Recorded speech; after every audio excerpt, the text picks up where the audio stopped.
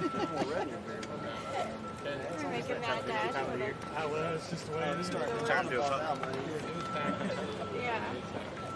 Hey, Hey, how are you? good. Saying, are we worried about the weather?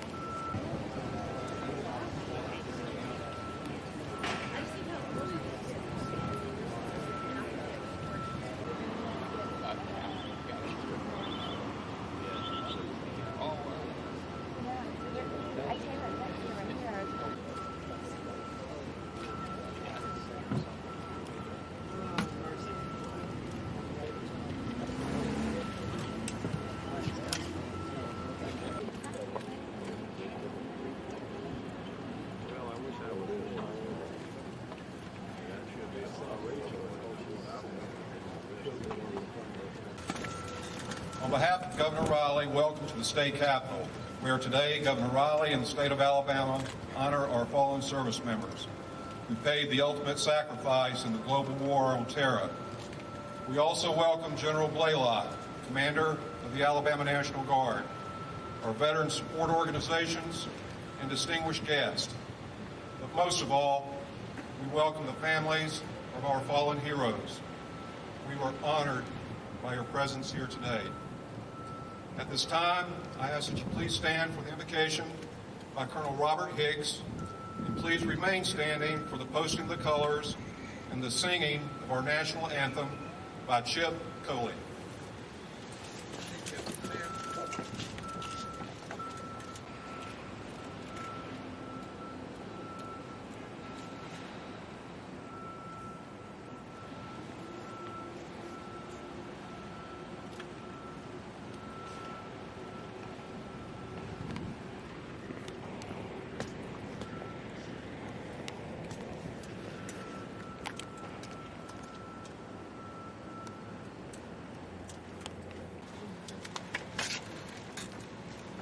Good morning.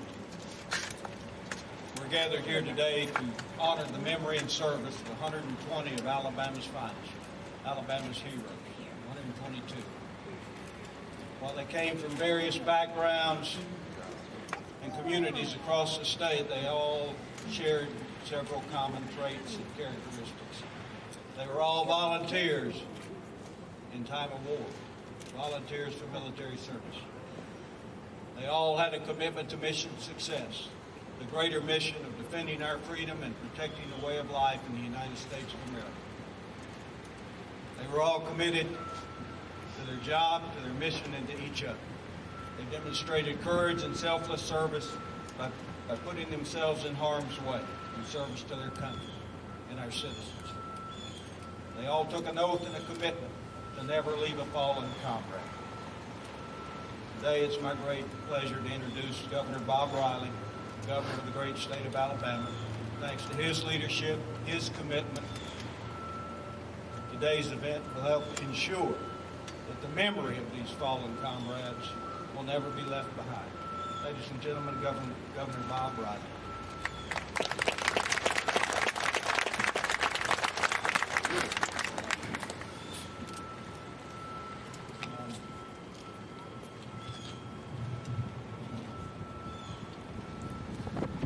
Sadness, pride,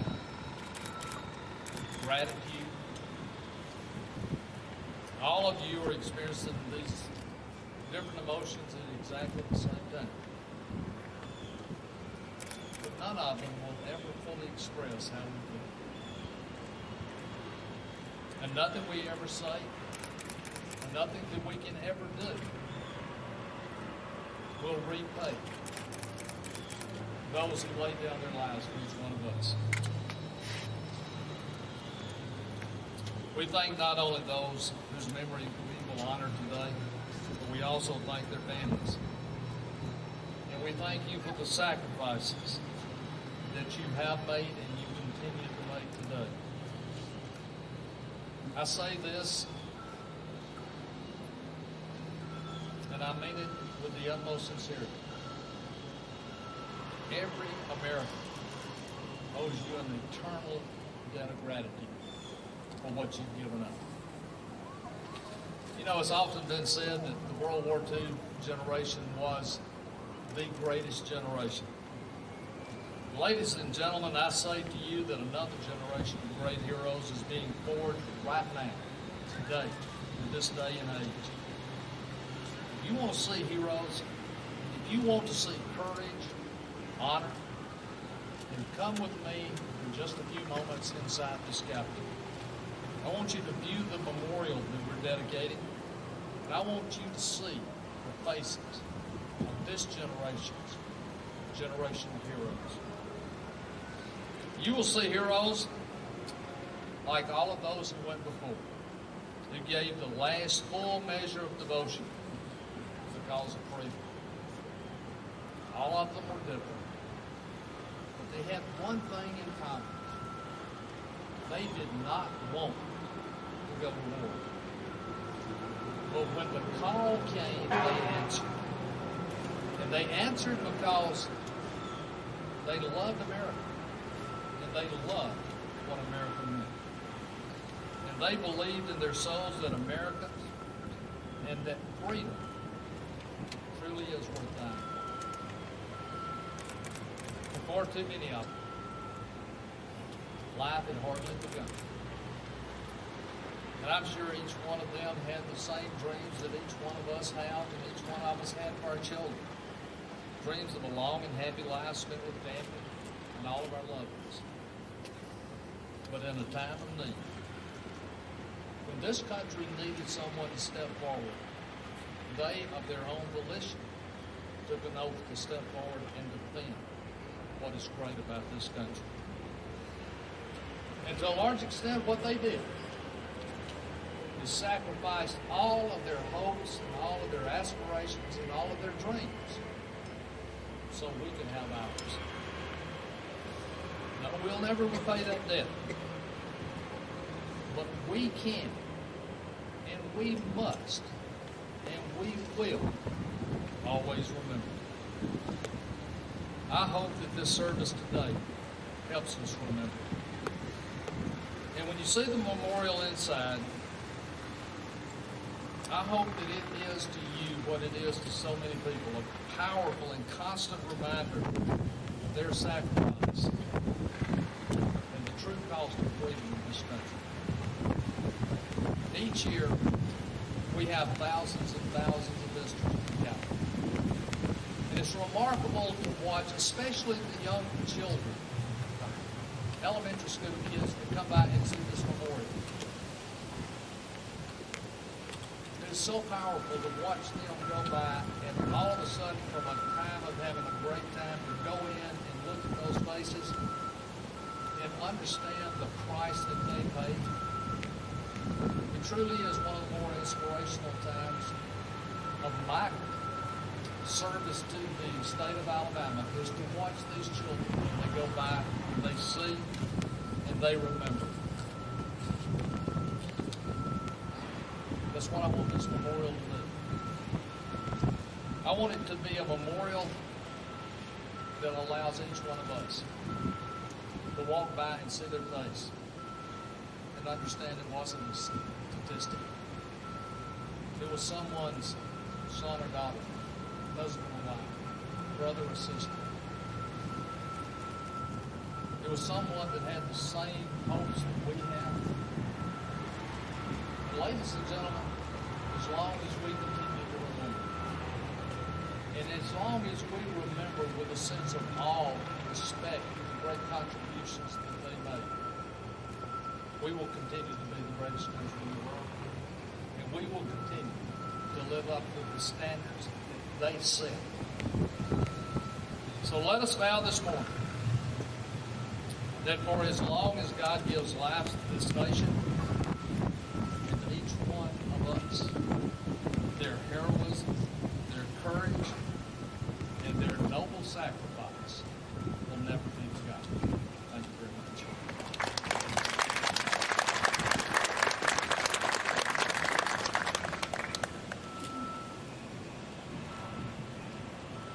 On December the 29th, 2005, Army Corporal George Anthony Lutz II, or Tony, as he was known to his family and friends, was killed by a sniper's bullet while on patrol in Fallujah, Iraq.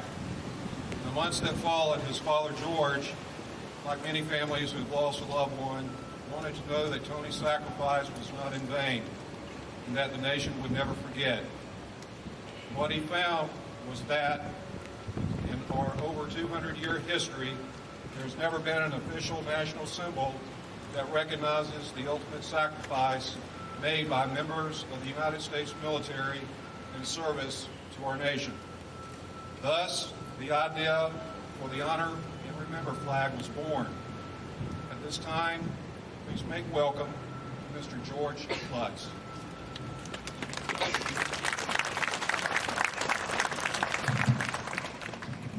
I can take this off. Governor, I am honored to be here in the state, and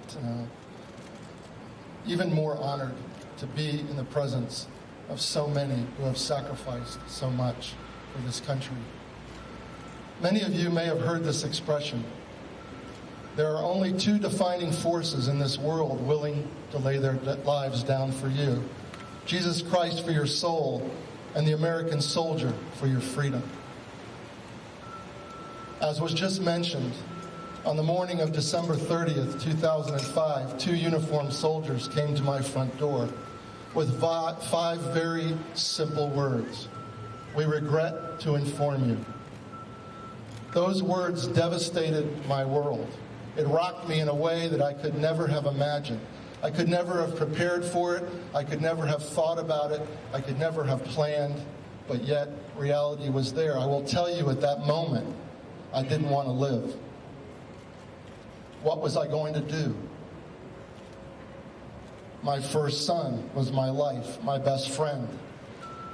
And at first I thought, certainly he's wounded. Maybe I'm going someplace to meet him, to be with him. But no, that reality set in pretty quickly. That I would never see him walk through the door again.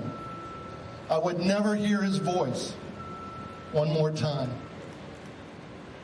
And the path that I was put on from that was one that I didn't expect. But I began what all of you probably have done. I began a search for memories.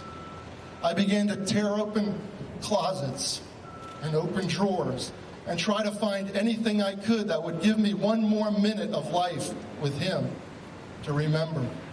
But there's only so many drawers and closets you can open.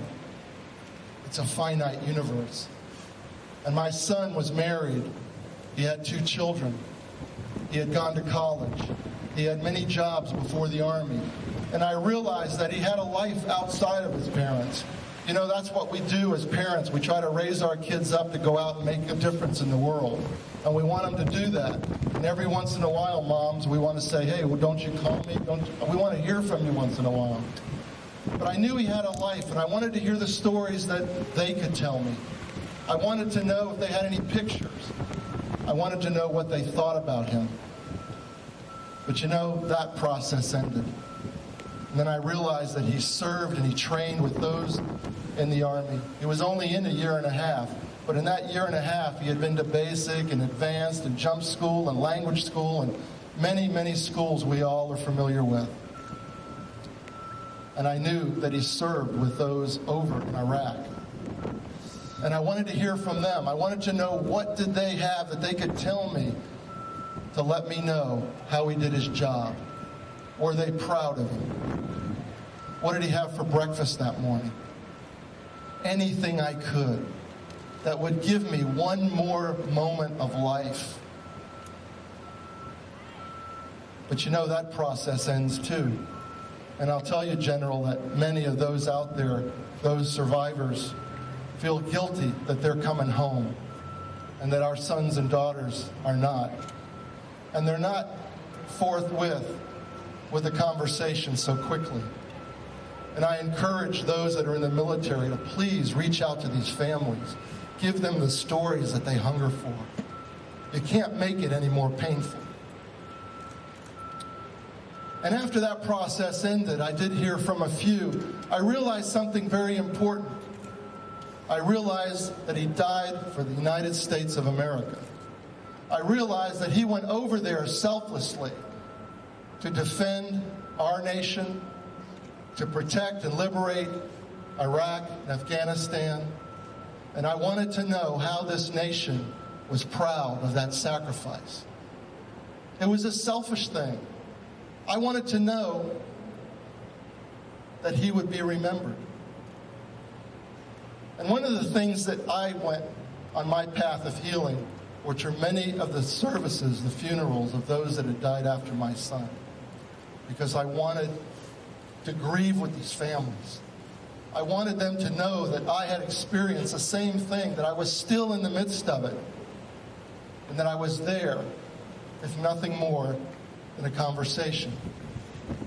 And as I met with these families, I began to meet more families from past generations, from Grenada, from the Gulf, from Vietnam, from Korea, from World War II, wives and mothers and fathers and uncles and children.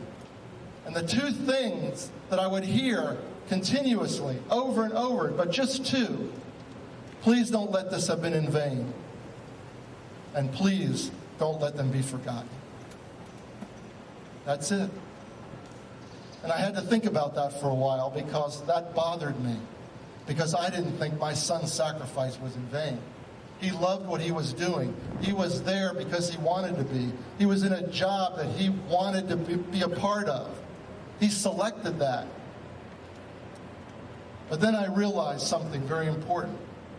And if I could say this, God showed me the hearts of those before us, those families, in a time when they were unappreciated, especially going back to Vietnam, and many, I'm sure, of the Guard are Vietnam veterans.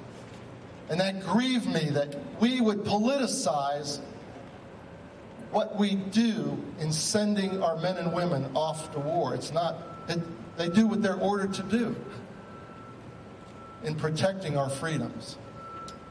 And that bothered me. But you know what? I've met with two POWs, former POWs, in the last month. One of them just recently in Florida, George Day. But Paul Galante from the state of Virginia is our Department of Veterans Affairs director. Hanoi Hilton, 7 years. He looked at me and he said, "We won that war." I said, "Paul, what do you mean we won that war?" He said, "We are the greatest nation. We can do whatever it takes to get whatever job done we need to. Just because somebody flips a switch, makes a decision, and pulls us out doesn't mean that we were defeated in any way." And he holds his head high. And I realized something very important, that as long as the American flag flies freely above free soil anywhere in this world, we will never have a sacrifice that will have been in vain. Never. Regardless of what you call it, regardless of the politics, regardless of the method of death, training, combat, it doesn't matter. No sacrifice will ever have been in vain. And so I put that one aside, because that one I knew was taken care of with the United States flag. It's why our sons, our daughters, our husbands died. The remembrance part began to bother me, because as I looked around this nation for public remembrance, I couldn't find anything. You know, I realized that the military does a wonderful job. The veterans do a wonderful job. Our Gold Star families, they'll never forget. But we're talking about a group that comprises less than 2% of the population. There's a greater amount of Americans out there that don't have any idea we're still in Iraq or Afghanistan right now. And that part bothered me, because I know, like you, my son's name is on many walls and many monuments across this land, from California to Virginia. But you know who put those monuments up? Do you know who visits those monuments? Do you know who funds those monuments? Veterans. Why? Because they remember. You know, their brothers and their sisters. And they will never forget. So I was looking for a way the public remembers, not those that are in the choir that understand. And the only thing I could find was a phrase that says, support our troops. It's the most publicly recognized phrase out there, yet it doesn't account for the lives lost. Only those in active duty are we remembering. And then I realized something else, even more graver, that we gave ourselves a day to remember. We gave ourselves Memorial Day. And therefore, we all, in a sense, have a pass. We don't have to remember our fallen. We don't have to remember that sacrifice because it's not Memorial Day. And that bothered me because I remember every day. His friends remember every day. Those that served with him remember every day. And we walk under the freedoms, as you mentioned, Governor, the freedom to assemble, the freedom to worship, the freedom to bear arms, the freedom to travel about the country, the freedom to protest. We live under those freedoms every day. And we should acknowledge the reason that we have those freedoms. How do you do that? Became my next question. How do you get public recognition of sacrifice? After all, death is a somber thing. It's uncomfortable. Many of our friends don't even want to ask us how we're doing because they don't really want to know. They want us to get over it. How can we get national attention? And I will tell you what inspired me, gentlemen, was the POW flag. The POW flag was everywhere that I went. At the memorial services, on the post offices, on state capitals, it was everywhere I went. And I thought what an honor it was for that group of individuals who are missing or captured to have been given a national symbol to remember them by. What an awesome tribute that was. But as I looked at that flag and I grieved for my son, I thought, the fallen need a flag. There needs to be a symbol in this country that represents sacrifice. After all, everybody has a flag. If you look around, every organization, every state has their own flag, every college has their own flag, every high school, every branch of the service has their own flag, every ship in the Navy, every general, I believe, has their own flag. There is a flag for everything in this country. There's even a flag to tell you where to hit your golf ball. But the fallen, those that sacrifice their lives so that we can fly every flag in this country, do not have a symbol that recognizes that sacrifice. And so, on May 26th, 2008, I believe the time had come to fill that void, to represent those that gave their lives in the history of our country, from the beginning of its inception to the present and beyond. The Honor and Remember flag was created for that purpose. Very quickly, the symbolism behind this flag. I probably don't have to tell any of these families where this symbolism comes from. But the red stands for the sacrifice of blood shed. American flag red. What better color? The white beneath the purity of that sacrifice, because our men and women, each one to a person, said to their families, don't worry, we've got it covered. I'll be back. The blue star in the center goes back to World War I, when a blue star banner was hung on the windows and doors of those family members who had loved ones in active duty. The gold star is where we get our name, Gold Star Family. There are so many in this country who have no idea what a gold star means. many in the military, General, unfortunately. But with this flag, everybody will know. The folded flag beneath represents that life lost for this country, a folded flag handed to the family at the memorial of their loved one.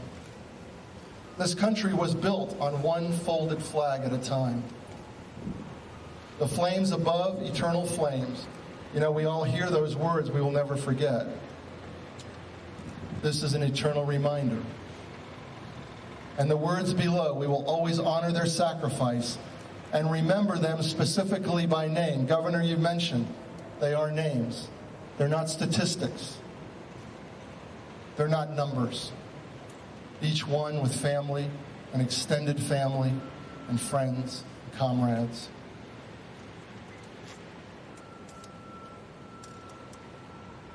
There's a bill in Congress right now to make this a national symbol of remembrance.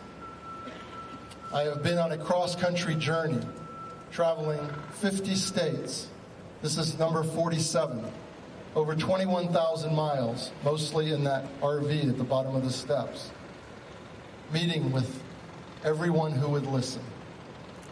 And I will tell you that in 47 states, that I have a commitment to make this a state symbol of remembrance in every state so far.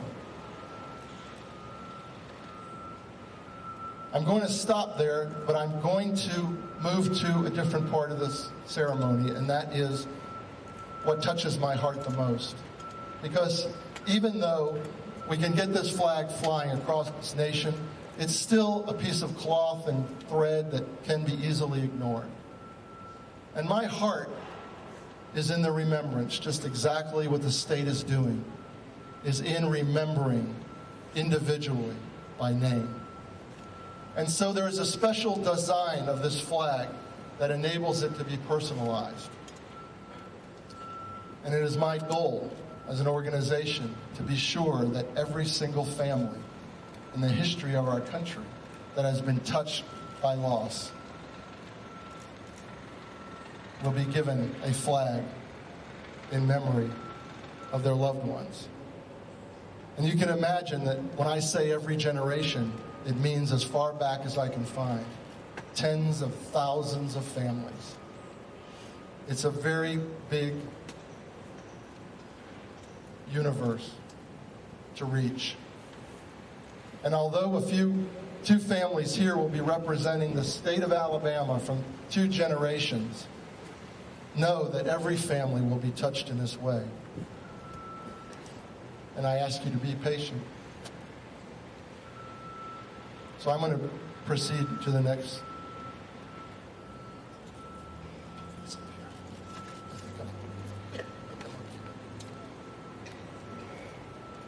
Governor, you might read this for me. That would be honorable. I would ask Mr. Milliken to come forward.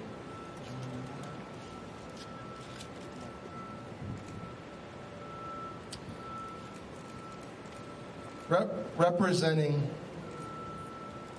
the War on Terror is Mr. Milliken, Mr. Mitchell Milliken, who lost his son Jonathan in 2007. And we have a special certificate for him, and I'll ask the governor to read that. This honor and remember flag is presented with eternal gratitude and respect. In memory of PFC Jonathan Milliken, with this flag we honor this patriot's unwavering dedication and remember the selfless sacrifice. By displaying the symbol collectively as a nation, we humbly recognize the enormity of your loss and respectfully say, thank you.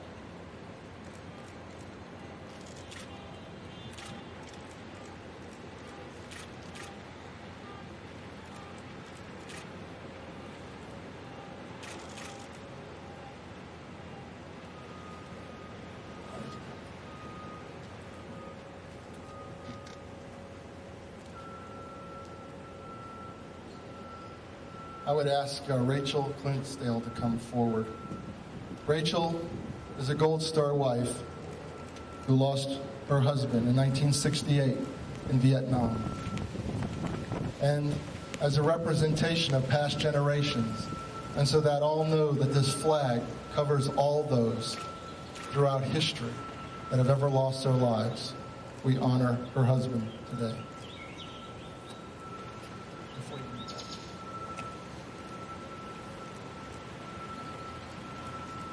This flag I'm going to open and show you how it is embroidered.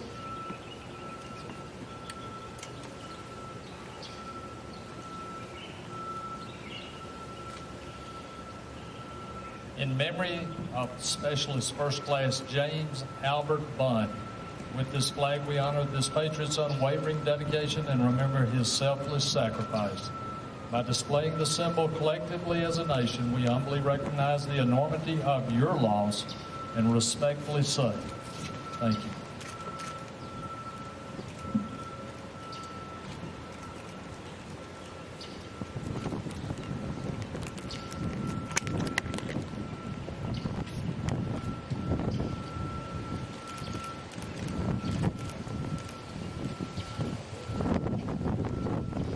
I want to thank George so much. He was at the Gold Star Wives National Convention in California 2 years ago, and our national organization endorses this flag, and we thank George, and we thank all the families for what they do. And please, every time you get a chance, stand up so they won't be forgotten.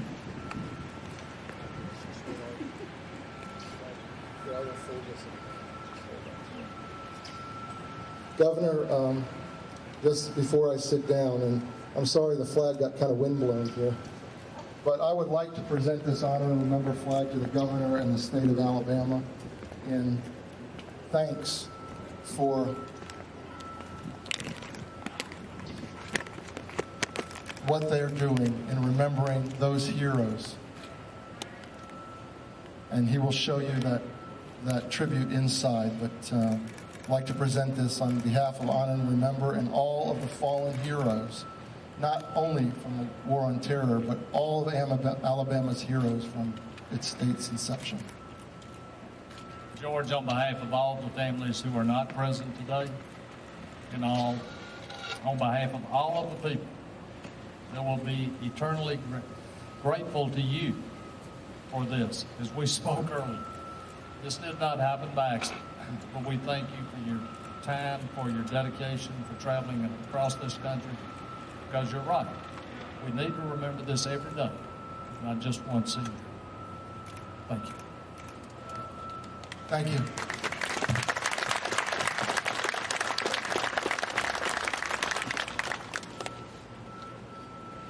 To present the state resolution for the Honor and Remember flag, please make welcome State Representative Greg Wren. Thank you. I am very, not just honored, but I'm very humbled to be here in front of you folks. And Governor Riley, I just have to say on behalf of our legislature that we have indeed been blessed as a state to have someone of the caliber of Bob Riley leading our state, who has led as our commander in certain ways. And Governor, we send a debt of gratitude to you, because each one of you out there and all of those who we remember today and will continue to remember forever need to know that Governor Bob Riley has always had your back. He has always been there for you. He will be long remembered in this state, and he will be missed when he leaves in January, but he is truly an American patriot. And Governor, it's an honor for me to be here representing the legislature, but greetings to you also for your tenure. George, it's truly an honor to meet you, and I want to share with you, much like the Apostle Paul said, that each of us are a letter, written not on tablets of stone, but on human hearts, known and read by everybody. And George is living proof that an army of one and someone who is read on human hearts can actually affect incredible changes from sea to shining sea. And it's with that we stand before you as your legislature. And we want to make sure that you know that we will not forget. We understand the sadness, the grief, the pain, and the pride, but yet also, as the governor said, the gratitude. So on behalf of the legislature of Alabama, to our veterans and to the fallen, to these men and women who sit amongst me right now, I'm honored to be here. And I'd like to read a resolution on behalf of your legislature recognizing honor and remember.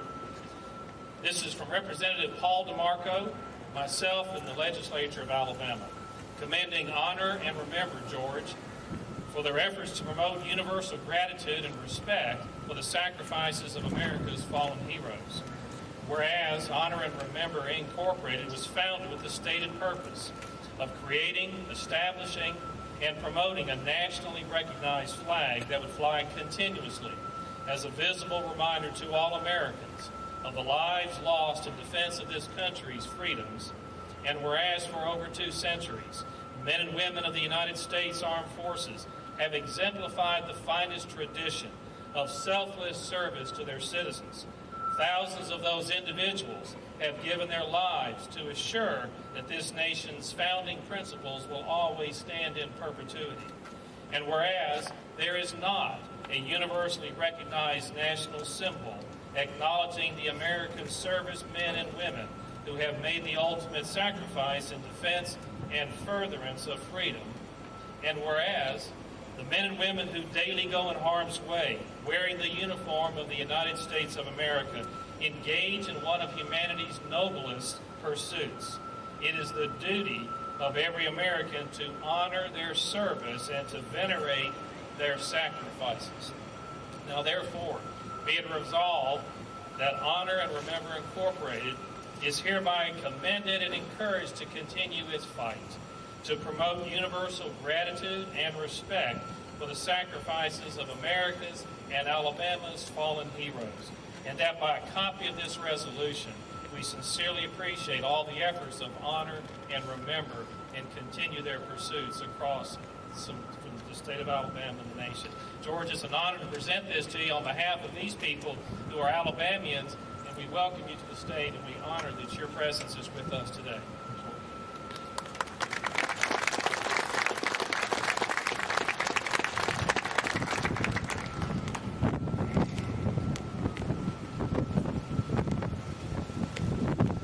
We will now have a reading of the names and hometowns of those Alabamians who have made the ultimate sacrifice in defense of our nation and our way of life. Beginning with 2 service members who died in the Pentagon when our nation was attacked on September the 11th, 2001. At present, Alabama has lost a total of 122 sons and daughters. Reading the names of the fallen are Rear Admiral, United States Navy retired Clyde Marsh, Commissioner of the Alabama Department of Veterans Affairs. United States Marine Corps Reserve First Sergeant Jeff Dagenhart. Alabama Air National Guard Chaplain Colonel Robert Higgs. Alabama Army National Guard Chaplain Colonel Coy Hallmark. And United States Coast Guard Petty Officer Jeremy Kangman.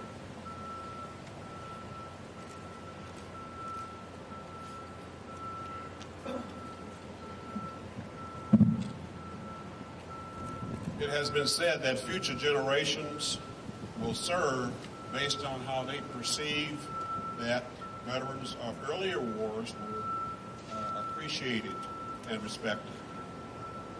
It is with the deepest sense of honor and respect that we come together today to reflect on the service and the lives of veterans heroes. Governor Bob Riley, thank you for making time to honor veteran heroes today. Army, Sergeant Tamara C. Thurman, Bruton. Army, Major Dwayne Williams, Jacksonville. CIA, Agent Johnny Michael Spann, Winfield. Marine Corps, Gunnery Sergeant Stephen L. Bryson, Montgomery. Army, Sergeant Jeremy D. Foshi, Pisgah.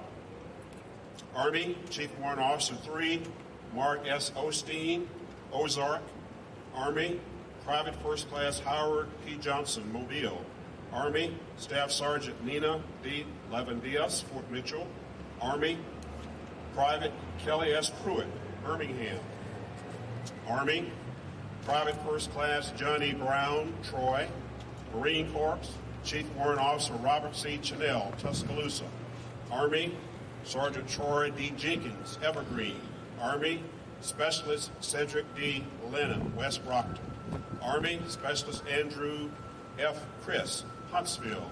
Army, Sergeant Timothy M. Conaway, Enterprise. Army, Sergeant Jason Jordan, Elba. Army, Sergeant First Class Christopher Willoughby, Phoenix City. Air Force, Technical Sergeant Bruce E. Brown, Catawba. Army National Guard, Specialist Paul J. Bush, Daphne. Army National Guard, Sergeant Aubrey D. Bell, Tuskegee. Army, Sergeant Michael Yashitsky, Irondale. Army, Specialist Charles G. Height, Jacksonville. Army, Chief Warrant Officer Philip A. Johnson, Jr., Mobile. Army, Chief Warrant Officer 2, Brian D. Hazelgrove, Fort Rucker. Alabama National Guard, Specialist Christopher M. Taylor, Daphne. For all family and loved ones here today, thank you for your support, sacrifice, and attendance. The United States of America owes you a debt of gratitude that they can never fully repay, but this nation will never stop trying. I thank you and I salute you.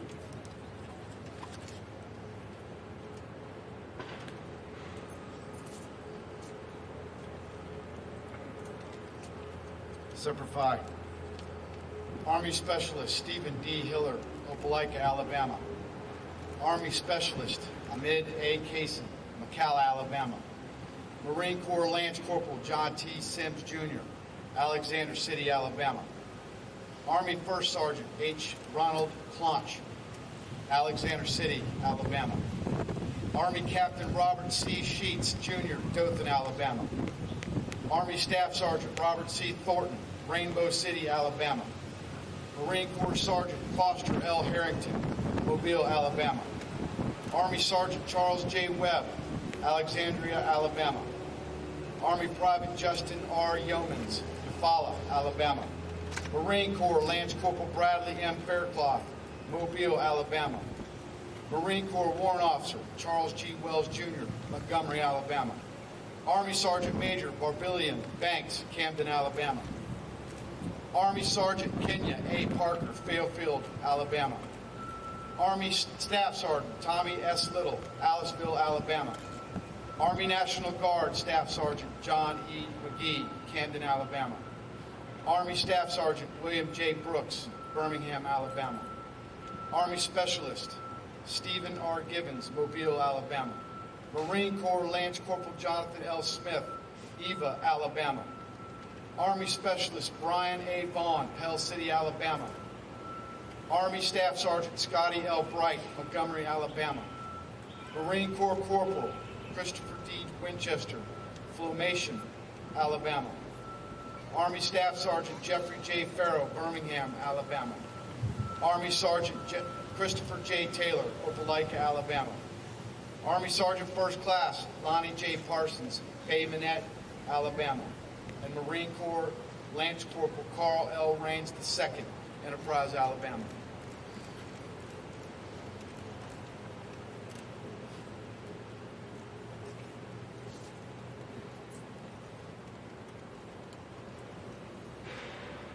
Marine Master Sergeant Kenneth D. Hunt, Jr., Eufaula.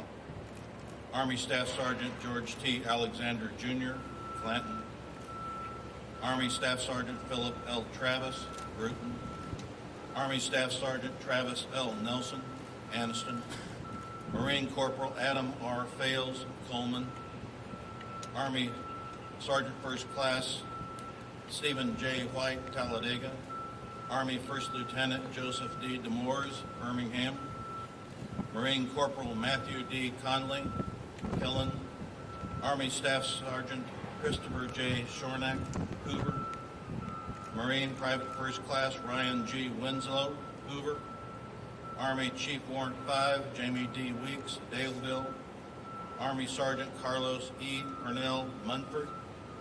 Army First Lieutenant Scott M. Love, Huntsville. Army Sergeant Marquis A. Quick, Hoover. Marine Corporal Bradford H. Payne, Montgomery. Army First Sergeant Charles M. King, Mobile. Army Private First Class Stephen D. Bicknell, Prattville. Army Private Michael P. Bridges, Oxford. Army Corporal John Eric Looney, Hartselle. Army Corporal Christopher E. Mason, West Mobile City. Army Staff Sergeant Robert L. Love, Jr., Livingston. Marine Lance Corporal Cody G. Watson, Oxford. Army Private Jonathan M. Milliken, Trafford. Army Chief Warrant Corps Keith Yoakum, Coffee Springs. Army Captain Donnie R. Belzer, Jr., Anniston. United States Air Force salutes these veterans and their families.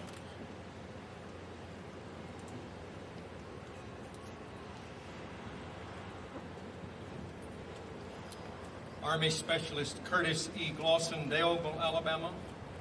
Army Staff Sergeant Harrison Brown, Pritchard, Alabama. Army Specialist James T. Lindsay, Florence, Alabama. Marine Lance Corporal Adam E. Loggins, Athens, Alabama. Army Specialist Matthew T. Bowler, Montgomery, Alabama. Army Specialist Joseph A. Gilmore, Hartford, Alabama. Army Sergeant Gene P. Medlin, Pelham, Alabama.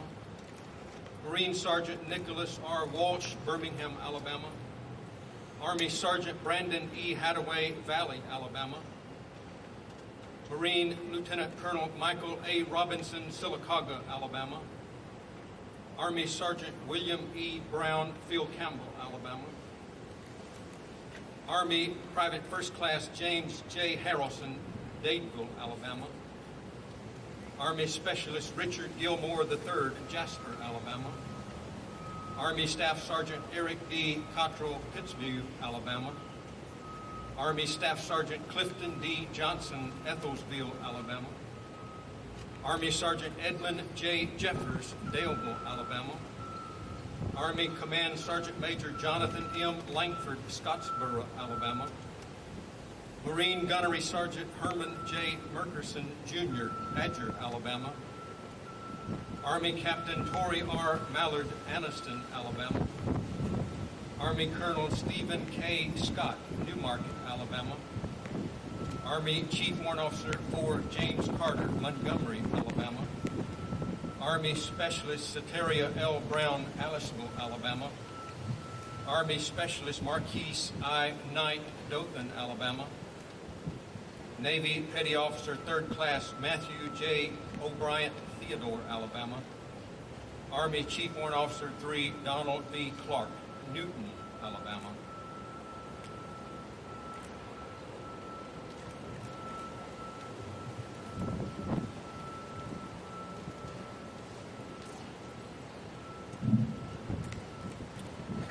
Army Sergeant Joshua L. Rath, Decatur, Alabama.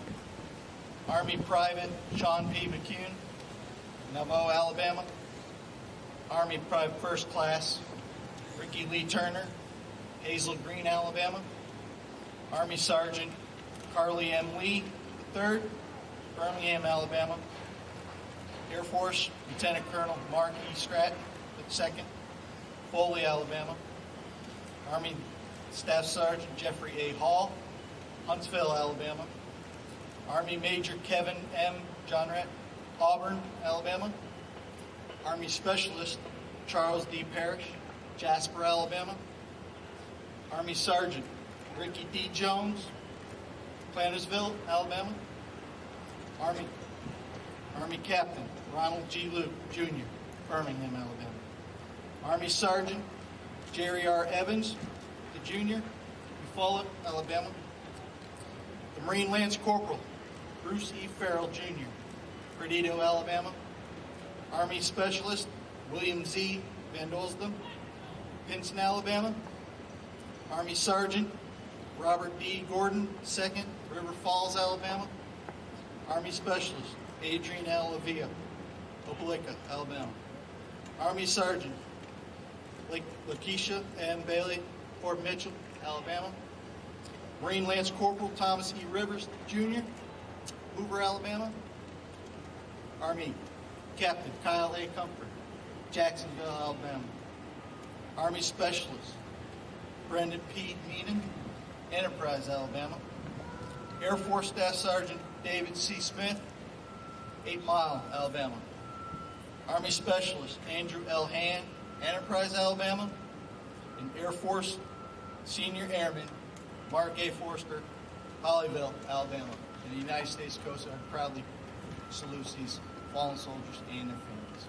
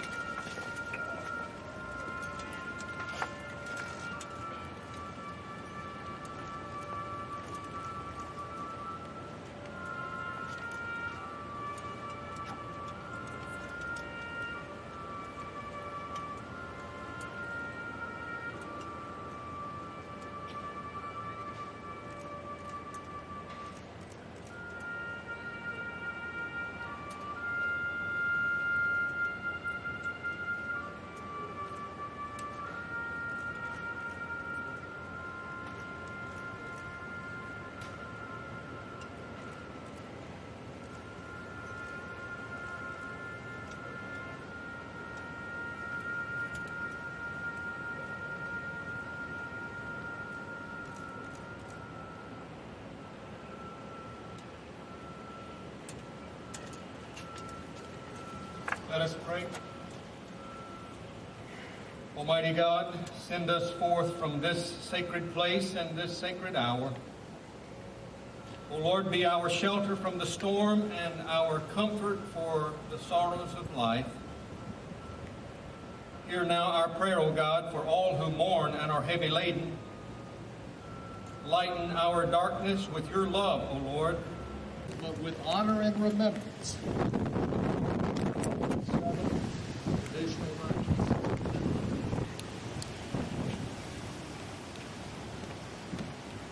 And as a permanent part of this goal, this plan will be added today, and to all of you, again on behalf of all of us, thank you. Oh, absolutely.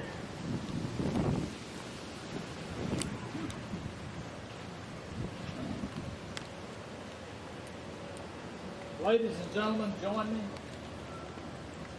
for the pledge of allegiance. I pledge allegiance to the flag of the United States.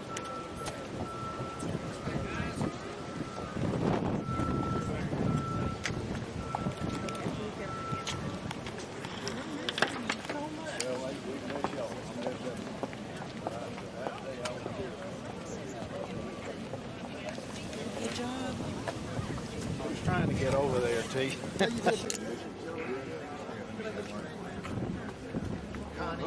This is small. I got them too. I got them. That's what we got covered.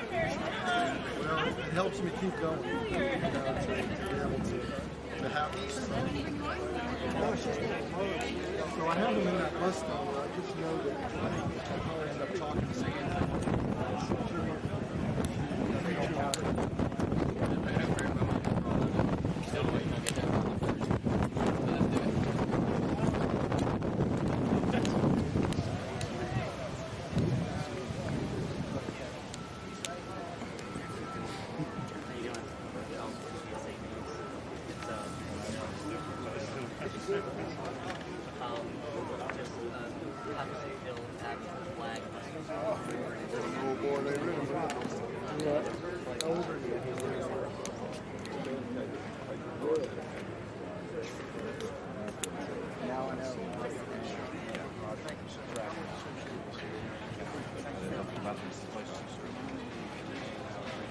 No, I'd have to go through the invoice.